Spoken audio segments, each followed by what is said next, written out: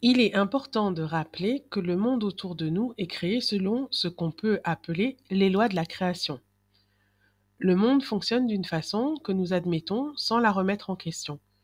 Le soleil se couche à l'ouest et se lève à l'est. Les feuilles des plantes grimpent vers le ciel. Si nous ne sommes pas contents, nous avons tendance à parler plus fort et à avoir des mouvements brusques. C'est un ensemble de phénomènes dits naturels que nous n'imaginerions pas remettre en question.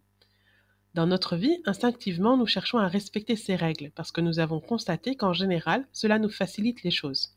On essaie de dormir la nuit parce qu'on se sent plus en forme, on arrose les plantes parce qu'elles poussent mieux ainsi, on essaie de convenir de règles à l'avance parce que quand on se confronte, cela peut faire très mal. On a recours, sans s'en rendre compte, au makuku matatu, instinctivement. On apprend une technique, on adopte une nouvelle attitude et on cultive le bon état d'être vis-à-vis de chaque situation nouvelle pour rester aligné aux lois de la nature. Mais ce n'est pas toujours facile d'atteindre le makuku matatu parce que ces lois sont très complexes. Le travail est un peu comme quand on veut ouvrir un coffre-fort dont on ne connaît pas le code secret. On met un code, on essaie, et un nouveau code, on essaie, et ainsi de suite, jusqu'à ce qu'on arrive par hasard à ouvrir. Parfois, on a des indices sur le code et on établit des stratégies pour tomber sur le bon code. Cela peut prendre du temps. Et puis, parfois, on renonce à prendre ce qu'il y a dans le coffre. Mais celui qui a mis en place le coffre, il connaît forcément le code.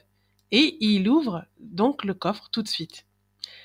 Ainsi, les énergies féminines, le triangle vers le haut, qui crée la réalité autour de nous, la crée selon ses règles. Et elle connaît forcément le makuku matatu qui a conduit à créer la réalité.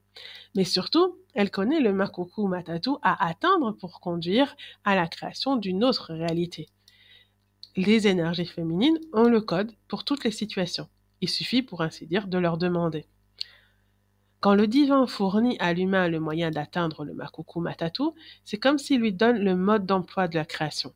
Et avec ce mode d'emploi, l'humain crée ce qu'il veut, parce qu'il respecte les lois de la création. C'est ce qu'on appelle l'alliance, avec cette fameuse arche qui contient la manne, la technique pour faire pousser dans le désert, les lois, l'attitude à adopter vis-à-vis de toute la création, et tout d'un coup, le bâton d'Aaron fleurit de lui-même parce que l'état d'être est cultivé. L'esprit, la pensée est juste. Elle est alignée avec la nature et l'univers. Le coffre-fort est ouvert. Il n'y a plus qu'à se servir jusqu'à la prochaine situation.